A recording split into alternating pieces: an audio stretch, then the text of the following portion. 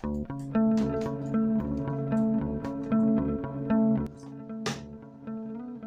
यार एक्सेप्शन क्यों आ रहे बार बार। मुझे नहीं करना है यार ये जावा, मैं छोड़ रहा जावा। जान लो।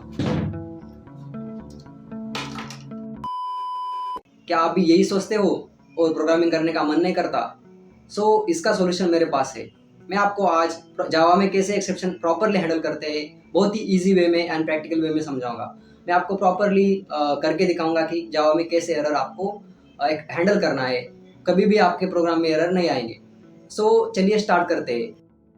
What is exception? एक्सेप्शन एक एबनॉर्मल कंडीशन होता है that occurs during program execution. तो एक्सेप्शन एक रन टाइम एरर होता है जो कि प्रोग्राम एग्जीक्यूशन के टाइम आता है, ठीक है। कुछ एग्जांपल्स है arithmetic exception, index out of bounds and file not found. मतलब एक्सेप्शन आपके प्रोग्राम को खराब कर देता है, ठीक है। अभी देखिए कि एक्सेप्शन हैंडलिंग करने के लिए आपको कौन से ब्लॉक सीखना जरूरी है या कौन से ब्लॉक की मदद से आप एक्सेप्शन हैंडल करते हैं।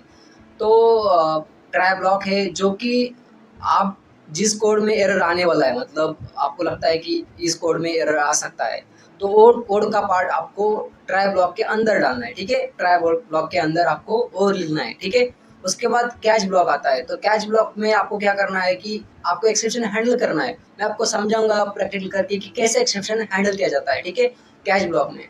उसके बाद फाइनल ब्लॉक आता है जो कि ब्लॉक ऑलवेज एग्जीक्यूट होता है। मतलब आपके प्रोग्राम में एक्सेप्शन आए, एरर आए या ना आए, लेकिन फाइनल ब्लॉक आए, रन होगा ही होगा। मतलब आप ऐसा कोड फाइनल ब्लॉक में डाल सकते हैं जो आपको रन करना ही करना है। अगर आपका प्रोग्राम क्रैश भी हो जाए तो, ठीक है, तो वो रन होना चाहिए, ठीक है। उसके बाद थ्रो जो कीवर्ड है, थ्रो ब्लॉक जो है, मैं आपको इसके बारे में प्रॉपरली अगले वीडियो में हम थ्रो कीवर्ड के बारे में सीखेंगे, ठीक है। बेसिक स्ट्रक्चर जो कि जावा में फॉलो करते हैं। पहले तो ट्राई ब्लॉक आपको बताया मैंने। ट्राई ब्लॉक होता है उसके अंदर आपका जो code that may cause an exception, जिसके अंदर एक्सेप्शन आ सकता है वो कोड डालो। कैच के अंदर एक्सेप्शन हैंडल करो एंड फाइनली ऑलवेज एग्जीक्यूट्स, ठीक है। इजी है, इतना याद रखो बस कि एक ब्लॉक होते हैं, एक कीवर्ड्स याद रखो, ट्राई, कैच एंड फाइनली। अब यहाँ में एक एग्जांपल देखो कि जावा का एग्जांपल है। ट्राई ब्लॉक के अंदर उन्होंने क्या किया है, एक रिजल्ट डिक्लेयर किया है वेरिएबल एंड उसको 10 डिवाइडेड बाई 0, मतलब 0 से डिवाइड नहीं कर सकते। एक्सेप्शन आएगा ही आएगा। उसको कैच किया है, मतलब उसको उन्होंने हैंडल किया है कैसे, अरिथमेटिक एक्सेप्शन से। एंड उसके अंदर ठीक है, अभी के लिए बस रीड करो, मैं आपको प्रोग्राम करके दिखाता हूँ, ठीक है। अब हम देखते हैं कि जावा में एक्सेप्शन कैसे हैंडल करते हैं प्रैक्टिकली, ठीक है। हम कैसे हैंडल करना है देखते हैं। एक एग्जांपल लेते हैं हम अरिथमेटिक एक्सेप्शन का, ठीक है। यहाँ पे देखिए हम पहले तो एक वेरिएबल बनाएंगे रिजल्ट नाम का।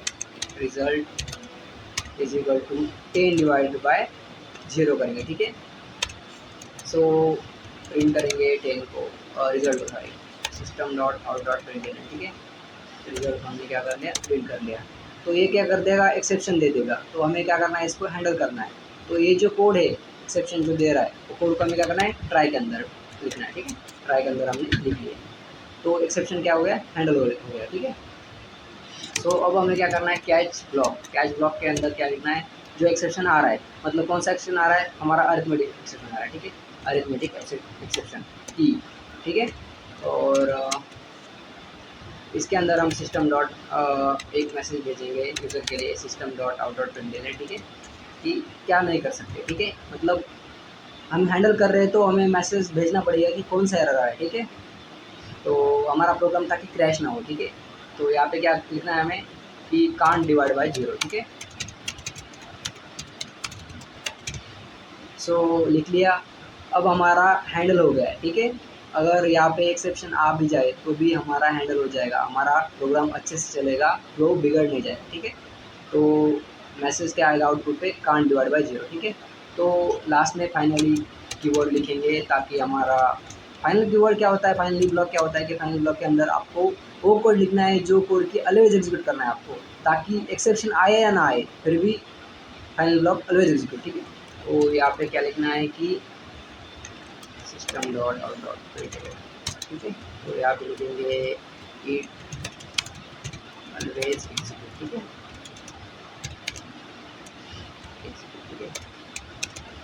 And it always execute and finally block जो होता है यूज़ होता है कि ताकि प्रोग्राम इवेंट्स करना हो, कभी फाइल वगैरह क्लोज करना होता है, ठीक है।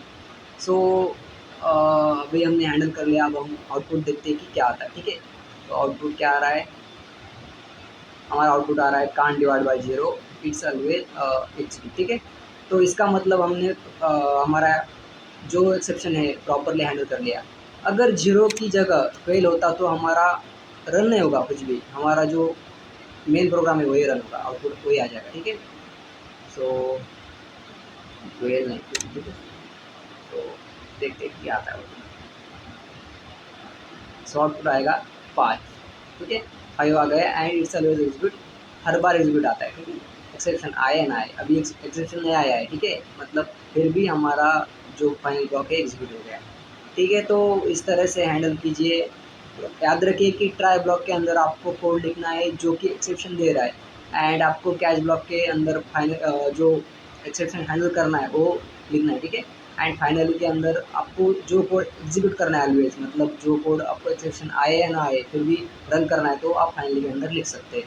तो आज के वीडियो के लिए बस इतना ही। Thanks for watching. अगर आपको अच्छा लगा वीडियो लाइक कीजिए, सब्सक्राइब कीजिए एंड दोस्तों के साथ शेयर कीजिए। So thank you, bye.